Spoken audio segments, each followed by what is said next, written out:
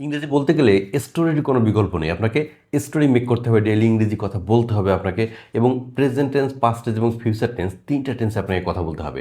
আমরা কিন্তু সবসময় বেশি যে কথাটা বলি সেটা হচ্ছে প্রেজেন্ট টেন্সে কথা বলি, অর্থাৎ সচরাচর যে কাজগুলো আমরা করে থাকি, এখন কি করছি, ভাত খাচ্ছি, কোথায় যাচ্ছি, কি করছি না করছি, এগুলো হচ্ছে প্রেজেন্ট টেন্স, এগুলো নিয়ে কথা বলি। তো আজকে আমাদের স্টোরি টেলিংয়ের 3 নম্বর পর্ব, যেখানে আমরা দেখাবো একটা স্টোরিতেই আপনি কী করে প্রেজেন্ট টেন্সে কথা বলবেন, পাস্ট টেন্সে কথা বলবেন এবং ফিউচার টেন্সে কথা বলবেন, অর্থাৎ একটা কথাকে আমরা ঘুরিয়ে 3বার বলবো। এইভাবে কথা বললে বা এইভাবে স্টোরিগুলো আপনি যদি পড়েন বা স্টোরিগুলো যদি আপনি জেনে থাকেন, তাহলে লাইফে আপনার কখনো প্রেজেন্ট টেন্স, পাস্ট টেন্স এবং ফিউচার টেন্স নিয়ে কোনো কনফিউশন থাকবে না এবং আপনি অনবরত কথা বলতে পারবেন। ভিডিওটি শুরু করার আগে আমার ছোট্ট রিকোয়েস্ট, এখন যদি আমার ইউটিউব চ্যানেলকে সাবস্ক্রাইব করে না থাকেন সাবস্ক্রাইব করে দেবেন, এবং যারা ফেসবুক থেকে দেখছেন তারা ফলো করে দিয়ে রাখবেন। তাহলে চলুন শুরু করে ফেলি আজকের ভিডিও। আমি রাত 8টায় লেখাপড়া শুরু করি, অথবা আমি রাত 8টায় আমার বই ওপেন করি বা খুলি। এটাকে আমরা প্রেজেন্ট টেন্সে বলবো একবার, পাস্ট টেন্সে বলবো একবার এবং ফিউচার টেন্সে বলবো একবার। তাহলে আপনার মাথায় কোনো ঝঞ্ঝাট থাকবে না, আপনি ফ্রেশলি বুঝতে পারবেন যে কোন কথাটা কখন বলতে হবে। I open my books at 8 PM। আমি রাত 8টায় আমার বই ওপেন করি অথবা লেখাপড়া শুরু করি। আমি রাত 8টায় আমার বই ওপেন করেছিলাম, অর্থাৎ past tense. I opened my books at 8 PM। দেখেন এখানে শুধু বুকের সঙ্গে ইডি লাগিয়েছি, বুকড করেছি, তাতে কিন্তু হয়ে গেল কি, চেঞ্জ হয়ে গেল কালটা, অর্থাৎ পাস্ট টেন্সে চলে গেল। I will open my books at 8 PM। আমি রাত 8টার দিকে আমার বই ওপেন করব অথবা লেখাপড়া শুরু করব।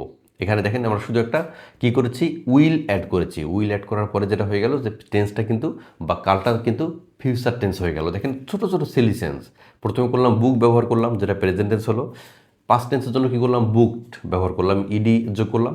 এবং ফিউচারের জন্য কী করলাম, প্রেজেন্ট টেন্স এবং future tense pretty much same, just একটা কী করলাম, উইল অ্যাড করলাম, তাতে কিন্তু এটা ফিউচার টেন্স হয়ে গেল। এই ছোটো ছোটো সিলি সেন্সগুলো যদি আপনি খেয়াল করেন, ছোট্ট ছোটো সেন্স, আপনি কখনোই কথা বলার জন্য আটকাবেন না। আমি ইংলিশ স্টোরি পড়ি। ইংলিশ স্টোরি পড়া কিন্তু খুবই জরুরি ব্যাপার আপনি ইংলিশে শেখার জন্য। তো আমি বললাম কি, আমি ইংলিশ স্টোরি পড়ি। I read English stories. আমি ইংলিশ স্টোরি পড়ি। এখন এটাকে আমরা পাস্ট টেন্সে রূপান্তর করব। I read English stories. আমি ইংলিশ স্টোরি পড়েছিলাম। এখানে দেখেন রিডের কিন্তু পাস্ট টেন্সও রিড, এটা মনে রাখতে হবে, রিডের পাস্ট টেন্সও রিড। আমি ইংলিশ স্টোরি পড়বো, I will read English story. সেখানে শুধু আমরা কী করলাম, ফিউচার টেন্সের জন্য শুধু একটা উইল আমরা কী করলাম, অ্যাড করলাম। উইল অ্যাড করার পরে যেটা হলো, যেটা হচ্ছে ফিউচার টেন্স হয়ে গেল, অর্থাৎ আমি ভবিষ্যতে বা কোনো একটা সময় ইংলিশ স্টোরি পড়বো। আমি নতুন ওয়ার্ডগুলো আন্ডারলাইন করি। যেমন নতুন কোনো একটা ওয়ার্ড পেলেন, যেটাকে আপনি ইউজ করা শুরু করলেন, ওর অর্থ জানা শুরু করলেন, কী করে এটাকে ইউজ করবেন সেটা জানলেন, তখন আমরা কী করি, এটার নিচে একটা আন্ডারলাইন করি রেড পেন দিয়ে অথবা ব্ল্যাক পেন দিয়ে। তখন এটাকে আমরা আন্ডারলাইন করি যেন ভবিষ্যতে মনে রাখি, অথবা এটাকে চিহ্নিত করে রাখি যেটা ইম্পর্টেন্ট, পরে আমরা আবারও পড়ব। Underline new words. আমি নতুন ওয়ার্ডগুলোকে আন্ডারলাইন করে রাখি। আমি নতুন ওয়ার্ড আন্ডারলাইন করে রেখেছিলাম। I underlined new words. দেখেন আন্ডারলাইনের সঙ্গে শুধু ইডি লাগিয়ে আমরা কি করেছি, আন্ডারলাইন করেছি, যেটা ইডির জন্য কি হয়ে গেল, পাস্ট টেন্স হয়ে গেল। আমি নতুন ওয়ার্ড আন্ডারলাইন করেছিলাম। আমি নতুন ওয়ার্ড আন্ডারলাইন করব। I will underline new words. আমি এখানে শুধু কি করলাম, একটা উইল অ্যাড করেছি। প্রেজেন্ট টেন্স এবং future tense pretty much same, just আমি এখানে কি করলাম, শুধু একটা উইল অ্যাড করলাম, এবং উইল অ্যাড করার পরে যেটা হলো, এটা ফিউচার টেন্স হয়ে গেল। প্রেজেন্ট টেন্স এবং future tense pretty much same, শুধু একটা উইল অ্যাড করলে সেটা ফিউচার টেন্সে পরিবর্তন হয়ে যায়। আমি মিনিং সার্চ করি। কোনো একটা নতুন ওয়ার্ড পেলে আমরা কী করি, মিনিং সার্চ করা শুরু করি। গুগল ট্রান্সলেটে যাই, সেটাকে লিখে দেখি যে এটার মিনিং কী, কীভাবে ইউজ করতে হয়। সো আমরা করি না, তো এটাকে এখন আমরা কী করে বলি, সার্চ দেয়ার মিনিংস। আমি সেগুলোর মিনিং সার্চ করি। আমি তাদের মিনিং সার্চ করেছিলাম। I searched their meanings. আমি তাদের মিনিং সার্চ করেছিলাম। দেখেন সার্চ থেকে সার্চড হয়ে গেল, সেটা কী করলাম, প্রেজেন্ট থেকে পাস্ট টেন্সে হয়ে গেল। আমি তাদের মিনিং সার্চ করব। I will search their meanings. আমি তাদের মিনিং বা নতুন যে ওয়ার্ডগুলো পেয়েছি সেগুলোর মিনিং আমি সার্চ করব, এখন না, পরে করব। কী হলো, জাস্ট একটা উইল অ্যাড করেছি, তাতে কী হয়েছে, ফিউচার টেন্সে রূপান্তর হয়ে গেছে। আমি স্পিকিং প্র্যাকটিস করি। আমি নতুন শব্দ অর্থ দেখি, তারপরে এগুলোকে নোটবুকে লিখে রাখি, তারপরে আমি কী করি, মাঝে মাঝে এগুলোকে দিয়ে আমি স্পিকিং প্র্যাকটিস করি, নাহলে তো ভুলে যাব।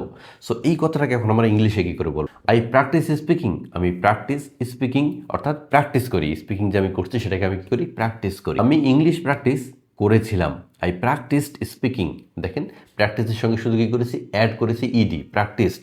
I practised English. আমি ইংলিশ প্র্যাকটিস করেছিলাম। আমি প্র্যাকটিস স্পিকিং করব, অর্থাৎ future tense. I will practise speaking. আমি প্র্যাকটিস স্পিকিং করব। দেখেন প্রেজেন্ট টেন্স এবং ফিউচার টেন্স আবারও দেখেন, শুধু একটা অ্যাড করেছি আমরা উইল, এবং উইল অ্যাড করার পরে সেটা কী হয়ে গেল, ফিউচার টেন্সে রূপান্তর হয়ে গেল।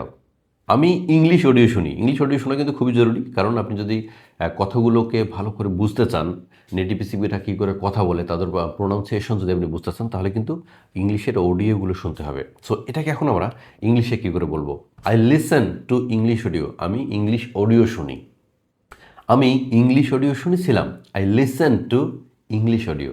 আই লিসেন ব্যবহার করেছি, এখানে লিসেন থেকে লিসেন্ট, অর্থাৎ সেখানে ছোট্ট একটা চেঞ্জ করেছি যাতে পাস্ট টেন্সে রূপান্তর হয়ে গেল। I listen to English audio, আমি ইংলিশ অডিও শুনেছিলাম। আমি ইংলিশ অডিও শুনবো, future tense I will listen English audio. Future tense খুবই ইজি, প্রেজেন্ট টেন্স এবং ফিউচার টেন্স খুবই easy. I will listen to English audio, আমি ইংলিশ অডিও শুনবো যেন আমার প্র্যাকটিসটা, অথবা আমার যে প্র্যাকটিস করছি ইংলিশ প্র্যাকটিস করছি সেটা যেন আরও বেশি বেটার হয়। আজকের ভিডিওটি পর্যন্তই। যারা এখন আমার ইউটিউব চ্যানেলকে সাবস্ক্রাইব করেনি প্লিজ সাবস্ক্রাইব করে দিবেন, এবং যারা ফেসবুক থেকে দেখছেন অবশ্যই আমাকে ফলো করে দিয়ে রাখবেন। তাহলে দেখাবো অন্য কোনো ভিডিওতে। আল্লাহ হাফেজ।